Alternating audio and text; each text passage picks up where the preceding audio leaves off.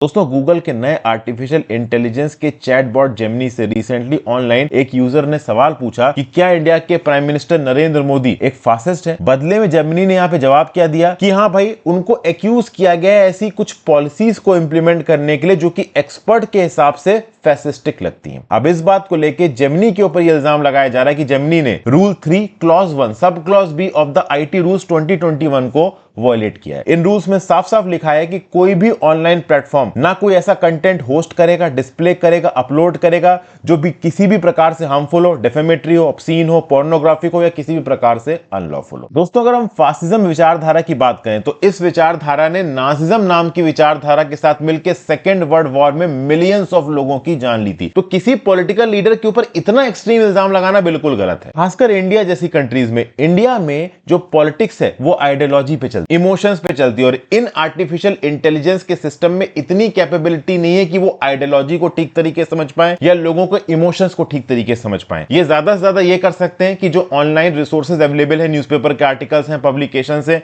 उनसे कंटेंट को कंपाइल कर देते हैं और उसके बेसिस पे जवाब दे देते हैं। तो जो टॉपिक आइडियोलॉजी और इमोशन से जुड़ा है वहां पे इस प्रकार का कंपाइलेशन ब्रेनलेस, इमोशनलेस बिल्कुल भी सही नहीं। In fact prime minister Modi ji ही नहीं, इंडिया के किसी भी पॉलिटिकल लीडर या किसी भी पॉलिटिकल पार्टी से रिलेटेड अगर सवाल किसी भी आर्टिफिशियल इंटेलिजेंस के नेटवर्क से पूछा जाए तो उसका एक न्यूट्रल प्रकार का जवाब आना चाहिए कि हाँ, we are not allowed to comment on this sensitive political issue. जब भी इंडिया के अंदर किसी सेंसिटिव टॉपिक के रिस्पेक्ट में बातचीत होती है तो जवाब ऑब्जेक्टिव और सब्जेक्टिव दोनों ही होना चाहिए। ऑब्जेक्टिव में verifiable information based on facts and evidence आ जाती है और सब्जेक्टिव में फीलिंग्स, ओपिनियंस, इमोशंस सब आ जाते हैं। और जब बात आती है यहां पे आर्टिफिशियल इंटेलिजेंस की तो उसका जवाब ना पूरी तरीके से ऑब्जेक्टिव है और ना ही पूरी तरीके से सब्जेक्टिव है। तो आपकी इस टॉपिक के बारे में क्या राय है नीचे कमेंट बॉक्स में लिख के जरूर बताइए।